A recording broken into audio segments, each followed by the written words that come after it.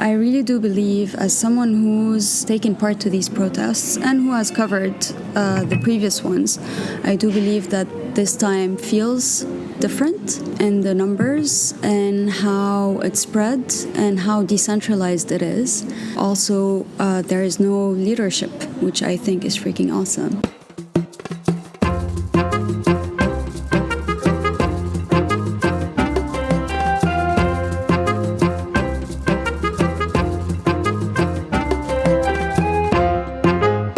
Micheline Tobia, you feel that the anger is real, that everyone has a say in these protests, and I really feel that this is different from what we previously had. Mm-hmm. And the lack of leadership stands out. The lack of leadership and the lack of Beirut being the center of it. Right. Because in 2015, most of the protests happened in Beirut. Some of them happened in Akkar and Nameh, but Beirut is not leading this. And I think this is one of the biggest things of this movement, these protests, and which makes me believe that hope is possible for at least for later on. And do you think the fact that you have demonstrations that are in unison, whether they're in Tripoli or in Nabati, in Beirut, on the highway, or in the mountains, do you sense that everyone is protesting on the same thing? Or do you think there are different issues affecting different parts of the country? And just as an example, the inhabitants of Tripoli and the inhabitants of Nabati, do you think they're both trying to achieve the same goal? And I mean this not in a... I'm not talking about the nitpicking of each geography. I'm talking about just the demands of the average demonstrator. I think that the anger and frustration is the same for everyone. We're all impacted by the decades of just sheer corruption and unprofessionalism and just the lack of care. And I really believe that we all have this will and anger to get rid of the people leading us.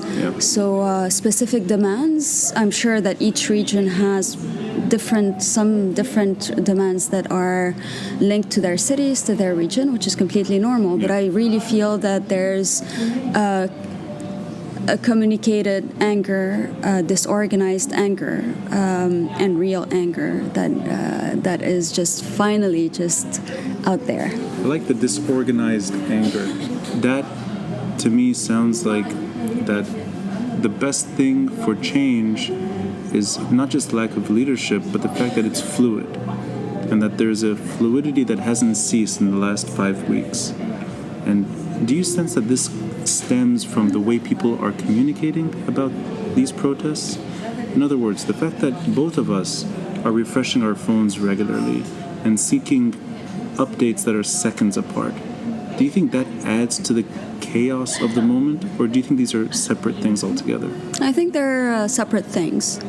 I think that the fact that there is disorganized chaos just makes it possible for us to have all the demands that have been taken from us in the past few years. And just so there is space to ask for political change. There is space also to have them take care of environmental issues, to deal with unemployment, economic issues, to deal with inequality, to deal with the kafala system, to deal with women's rights, and all of these things. And I really feel that also the chaos that we might feel with the refreshing our Twitter feed, for instance. It seems like everyone is doing it all the time. Everyone is doing it all the time just because something is happening all the time. And whenever things get quieter and calmer, something unexpected happens. Just like 2 weeks ago, I personally thought that the movement was declining, disappearing, losing its momentum. Suddenly, out of nowhere, out of the blues, we had our students taking those streets. Right. And I would have never dreamed of having this as a student, as a university student, having them organizing themselves and being so clear-minded and so smart about their protests, about their sit-ins, about what they wanted, and coordinating with each other. So in a sense, it's not really disorganized, it's just that it's so localized that every community is taking it upon themselves, whether it's students or whether it's, for that matter, any youth or disenfranchised group, for that matter, that it's really a ground up. It's a bottom-up initiative. Yeah, definitely. And if they want to organize, they do organize at the same time, not just regionally. And it showed with the students when a group of students from Balaman decided to go to UZAC, LAU, and AUB, and eventually to Martyr Square. So if people do want to coordinate, they do so. And if they don't feel like doing it, they do their own thing. Yeah. And I want to just, from a bird's eye view, the communication that we're seeing is mostly through, I assume, social media, or for that matter, WhatsApp. And do you sense... And other apps too, not just WhatsApp. Other things are happening on other more secured apps. I've heard Signal being referred to. Telegram. And Telegram. And do you think that, in a way, that is the catalyst for what we're seeing? That people are organizing mostly through their phones, and therefore it's sort of difficult to curtail, that you don't see an end to it, which is usually, we've gotten accustomed to these protests just being not only cracked down on, but that kind of communication just dwindles. And here it seems like it's ongoing. I don't think that's the only thing, because we did have WhatsApp in 2015. Right. It's several elements, I think, because we did use WhatsApp, but in 2015, a group of people were taking the decisions and we were following. I see. Whereas now, if we feel like having a march, we just contact several groups and we just do it. So it goes back to the lack of leadership. Exactly, and having enough space for everyone. And nobody tries to stop others to have their own march. Some people wanted to have a march about demanding for a secular state. That happened. Others were demanding for migrant workers' rights. That happened too. And so that's the beauty of it.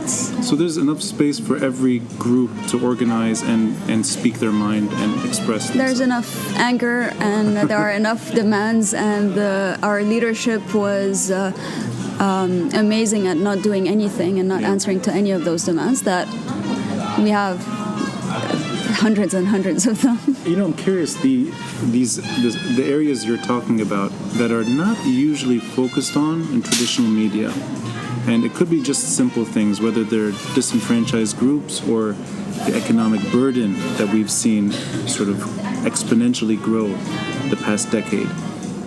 Do you sense that there's a role that was filled, in a sense, by citizen journalism of all types, whether it's the person live recording on their Instagram feed, or whether it's something a little more structured? That could be Megaphone News, or for that matter, an outlet you helped co-found, Mashallah News.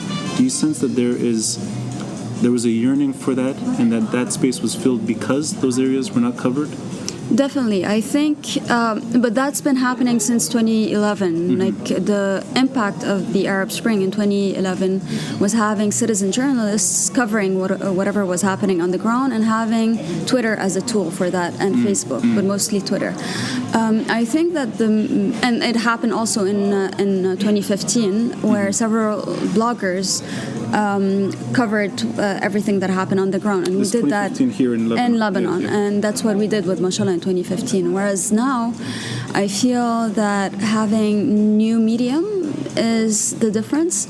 So, for instance, when you have awesome people like Megaphone publishing videos, and so using the same method that traditional media has been using has had more impact. So, having videos that can compete with the videos that traditional TV stations have been doing and producing. And I think that's has a bigger impact. And another thing also is the language. The language used is Arabic now. And that's a huge difference from what was done in 2015. The new media outlets, alternative media outlets, are publishing in Arabic using the language of all the traditional media outlets here. And I think that has a huge impact. Instead of just focusing on those who just read English or speak English or French. And that the audience, therefore, has grown exponentially. Exactly, and it shows with people like Megaphone. And it's interesting because I actually interviewed Jean Essay, part of Megaphone News, and I interviewed Naila Twaini. And these are, they're all in the same orbit, which is media, but they're both covering the same topic. And you have a traditional outlet, and then you have a fairly new one. And I sensed that the fact that both are using social media exposes a severe disadvantage to the old ways of accessing news. And then this time around, I think I've only watched TV channels to see those images at home. And it'll be on mute, and I'm just watching that split screen. And then you would have a point of view also, even without listening. But I almost deliberately don't want to hear the analysis. I'd rather look at my phone and read the analysis. And do you get the information that you seek that way too? Is it more of just visual aid with traditional outlets and then in-depth analysis from more substantial attempts, whether it's a citizen journalist or, for that matter, it could be a traditional outlet taking its time to produce content? But I think we're dismissing social media at the same time, because you have all kinds of experts and analysts who are publishing on Twitter, for instance, a summarized explanation of whatever is happening with the banks or whatever is happening with the economy, which I think is very interesting. But to go back to your question about the difference between traditional media and newer outlets, I think that the beauty of alternative media is that they are, at least for some of them, they're independent, and so they get to pick the topics that they want to cover. And some of them are activists too on the ground, and they see what is missing from the coverage coming from traditional media outlets. And that's been extremely interesting. And in a sense, both spheres are overlapping now on the street, because you can have an activist and a citizen journalist, and they're doing the same thing. They're supporting change and covering it at the same time. Yeah. They don't need to be the same, but you do have this overlap, which is interesting also to us in order to have the perspective of people on the streets and of what is expected from media outlets too, coming from people protesting. I think I first met you maybe about 8 years ago, or could be even longer. And I have a fond memory of you holding a newspaper called Mashallah News. That was a magazine, right? We had a magazine at the time. Sorry, I didn't. Well, I meant just there was a physical form of it. And God, I miss those. Yeah. Times have changed. Yeah. And I do remember looking at it and reading it, but to think of that as the way I would access information today is alien. Yeah. And I just wanted your perspective as someone who co-founded Mashallah News and is still involved in Mashallah News. Do you see that you yourself, your role as a journalist, has it in a way changed dramatically with technology? And do you find your own coverage changing as a result? And I don't mean the principles have changed, but the content you produce or the focus, has it had to sort of mend itself to technology? Because we have access to a lot of things online now. People do not have as much time as they used to before, to read longer form articles, to spend half an hour reading something in depth. To unfold Mashallah news. But I miss those times. The thing is, I'm asking you because I do as well. And we still try to publish longer form things, just because we enjoy doing them at the same time, but in a form of storytelling. Right. We don't publish as much as we used to 8 years ago. These were the good times as students. So we had more time on our hands, trying to figure out a model at the time. And we weren't too sure what we wanted to do with it. And we wanted to experiment. So we were a team that loved print. Printed things. So we printed that magazine.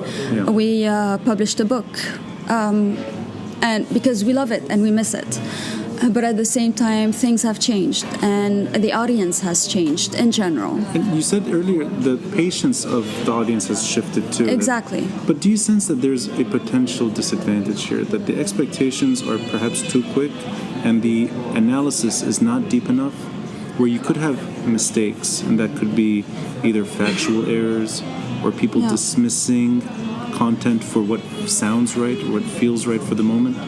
But a good journalist stays a good journalist. So no matter how they present their work, the work has, like the research has to be done beforehand, and not just publish something on the spot just because they want to be the first people publishing, which is a huge danger, I think, for journalism, and which is why sometimes people mistake real journalists with just people who want to make a buzz.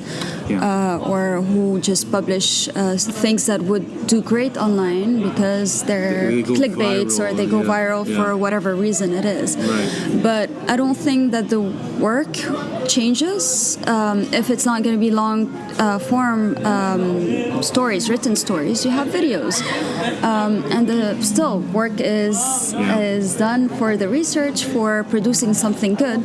And I really do believe that readers or viewers would be able to differentiate between a piece that has taken journalists 5 minutes to put together or substantial amount of time. But you don't feel that pressure to sort of produce something that is numbers worthy rather than content? That's exactly why Mashallah is not doing great.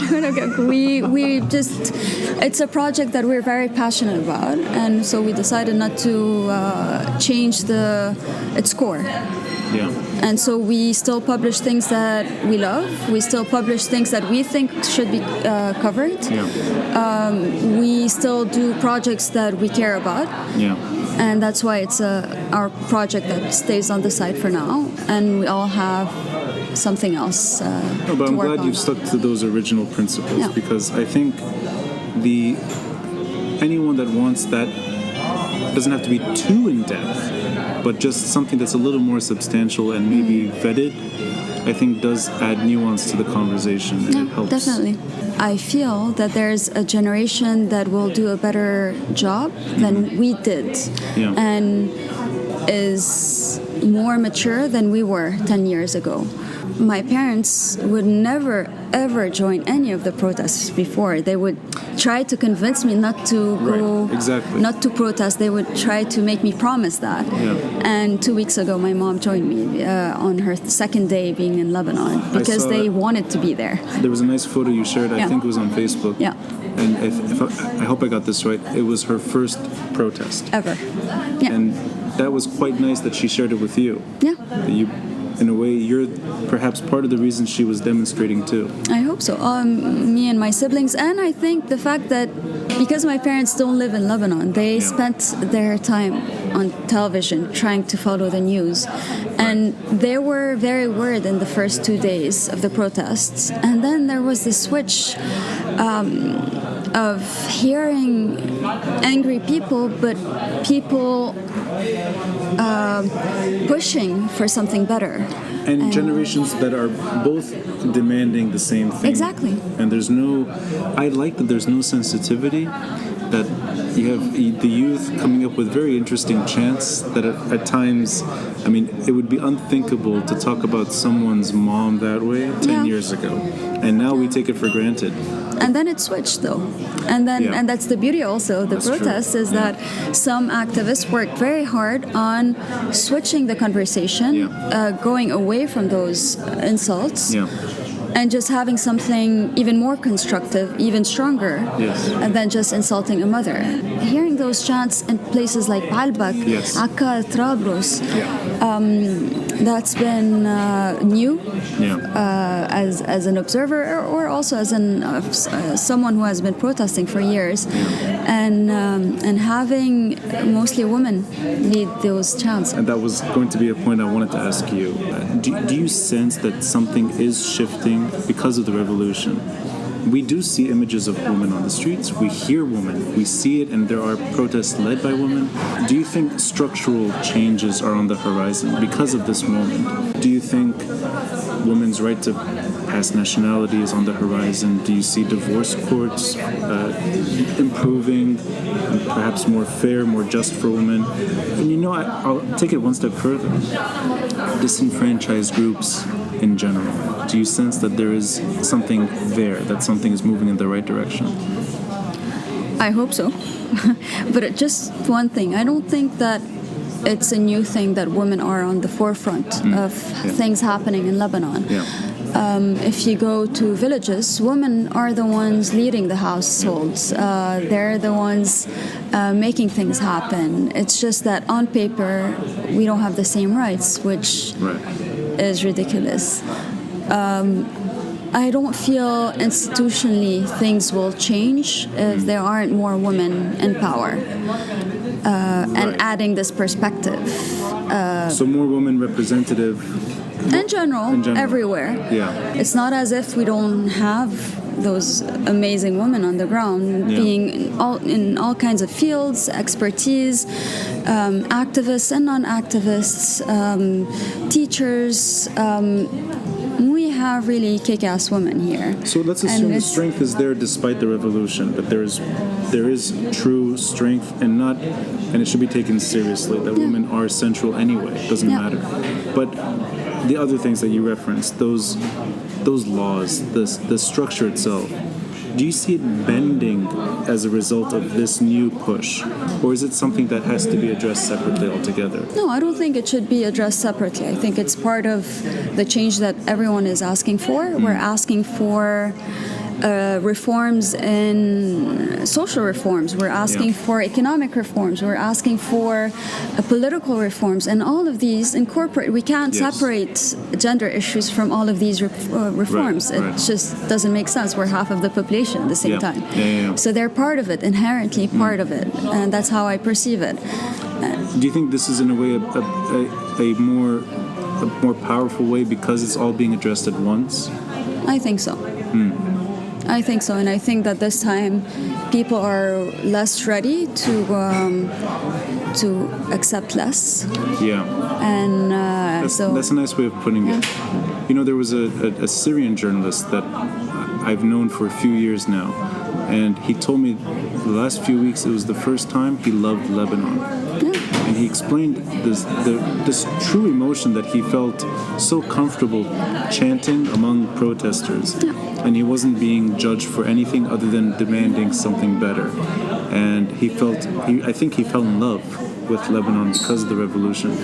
And I think there's hints of all types of groups that felt marginalized that are now feeling less marginalized. Definitely. I think we've all fallen in love with the country more than we ever were.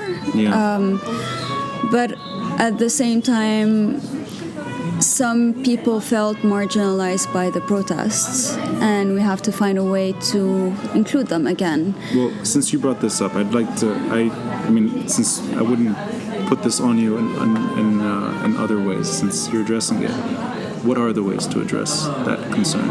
Because I have wondered that myself, aside from the sincere chants that we heard on the street as a reaction, which was "Kullun yani kullun." And it seemed like there was no appetite for violence, and that those chants did save the moment. The tents were put back within hours. How do you address that issue? We're all facing economic and financial issues. I mean, we're all in the same ship. And the people who got us there are our leadership as a whole. I don't see any exception in it. And I think that some people felt left out. I don't know if it has to do with also how, like, the media that we have access to, how divisive sometimes media can be, traditional media can be.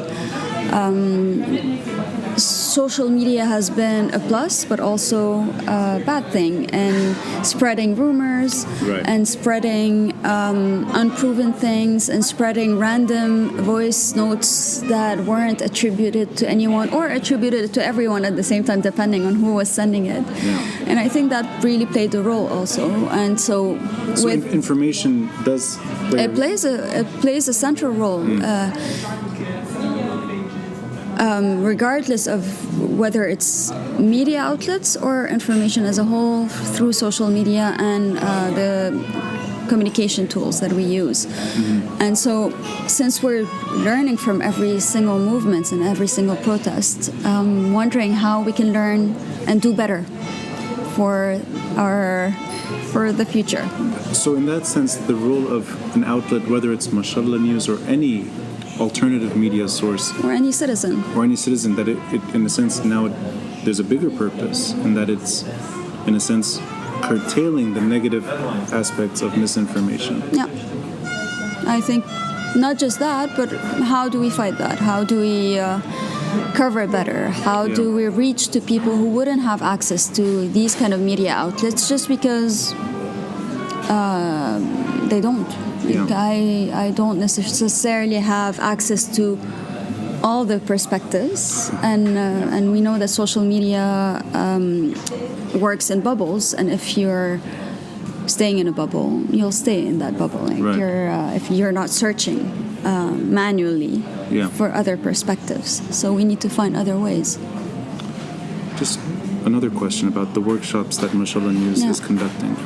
And before we started recording, you mentioned that there's 3 countries that participate in the workshops, and some are Lebanese, but mostly are Syrian and Palestinian.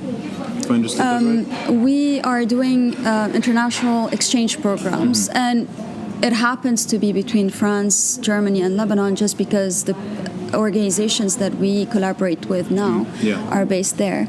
But the participants live in each of those 3 countries. So we have, they don't need, if they're living in Lebanon, they don't need to be Lebanese. And so they can be Palestinian, they can be Syrian, they can be Pakistani, we had and Lebanese in Lebanon. And for instance, last year, several of our participants living in Germany are Syrian. And so that's the beauty of it, also to learn from each other and learn also how to learn from each other's perspectives and think outside the box. And sometimes we are not very aware as journalists that we stay in our corner and we think that we're objective when we're not. And this is the point of the goal. One of the goals of those workshops is to try to think of other perspectives, of other angles, of other ways of covering a topic. And does that mean approaching different communities or focusing on issues that are not, I mean, going back to the initial issue, which is issues that are not covered by mainstream outlets? Is that the focus of those? Yeah, we always try to find different ways. So the exchange programs have been focusing on migration, for instance. So we want to try to find other ways of covering this topic, to still have people interested in reading the stories or listening to the stories or viewing the videos that we produce, while still using the numbers that we have, while being aware of the terminology, of of the impact that some words can have, or the negative connotation that some words have that we're not very aware of when we use them, because we use them on a daily basis. But then we have to think of the reader at the same time. What are we trying to convey? And these words are in a way to alleviate concerns among readership, or is it just a journalistic issue that it's a journalistic issue of just being aware of every word that we use. Right. Because sometimes we just use some words without really realizing that there are other options too, like especially in very heavy topics, or topics that are very polarized also. Interesting. I think this is, although you were a bit hard on yourself with Mashallah News about but you're sticking to your principles in a real way, that you're determined that content matters. No, definitely. And we as founders and editors, we really believe in what we do. Yeah. And love this aspect of journalism at the same time.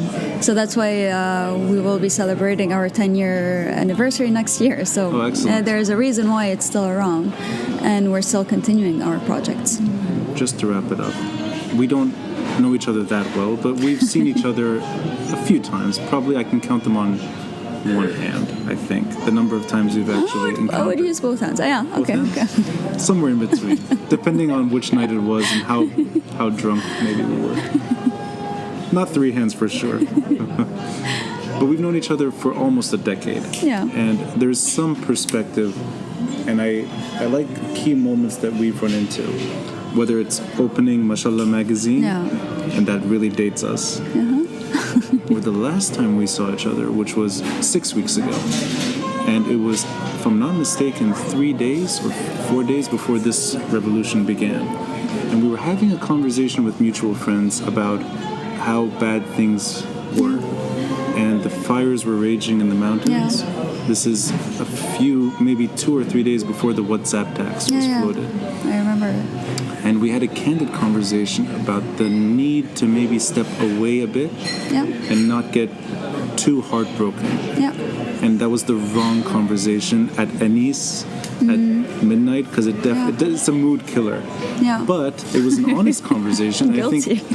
Sorry, what? I'm guilty of it. No, we were both talking. It's not like not one person's fault. The beauty of it is that everyone agreed with that topic too, with that perspective. There were, I think, 4 of us all sort of reaching a moment of we need to leave. There's a problem, and I was telling you that I leave regularly anyway, and I wanted to get your emotional perspective now, 6 weeks later. It's nothing. It's just a month and a half. Do you feel the same way today that you did 6 weeks ago? Right now, no. But I have, at the same time, a love and hate relationship with this city. City and country, but I live in Beirut. I identify with Beirut. I don't share the same feeling that I did before, like 6 weeks ago, but I'm scared of the end of that cycle, if it's going to get back to it or not. Right. And it's dangerous to be hopeful, because heartbreak usually could be a direct consequence of being too hopeful. It's a staple of this part of the world. But something had to happen. Something had to happen, and I'm so thankful that it did. We couldn't continue that way. Nobody could. So I'm glad it did. It was in the air without us realizing that we were reaching the tipping point. I think we felt everything was wrong, but I don't think any of us could have guessed that a WhatsApp tax would push us. It was a build up that lasted several months, though. And that conversation that we had at the bar, it wasn't the first time that we had it. Like with random people, that was the topic that many people shared, the feeling that a lot of people shared. And something had to happen. I share the same emotional reaction, that I prefer caution to optimism, but I think it's okay to be hopeful.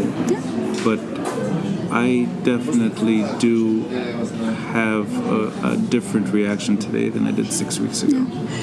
I don't know if the same way you said it, it's hard to say, hard to tell where this will go, and a month from now it could degenerate or it could be in a better situation. It's just so fluid.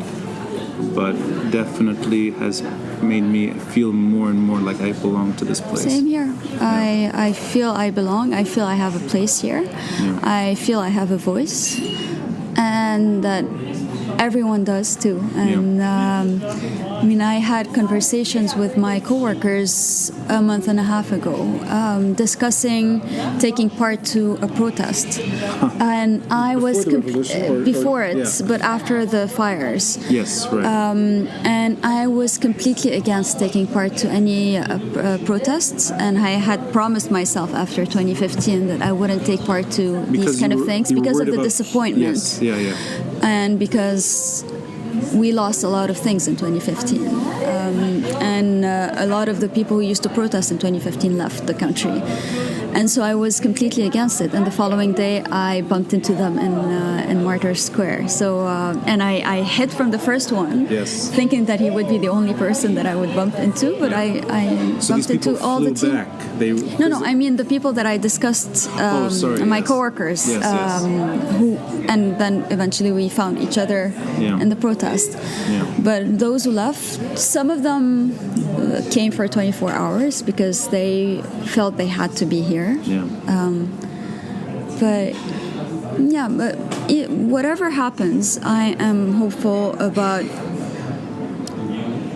the next few years. I really believe that these protests, this movement, is building something that wasn't built before, and is building a national sense of unity and sense of belonging that a whole generation didn't feel before. And so that makes me just hopeful for later on too. I think when we both look back on this moment, I think that's what we'll remember the most. The unity that we're not used to, and I hope it lasts. And people are archiving online right now those moments, everything that has been published since the beginning of the protest. And I think that would make a huge difference compared to the previous protests, because we will have an archived memory of all of this. That's the only reason I'm doing this, is to memorialize this magical moment. So Misha, thank you for your time. Thank you for inviting me.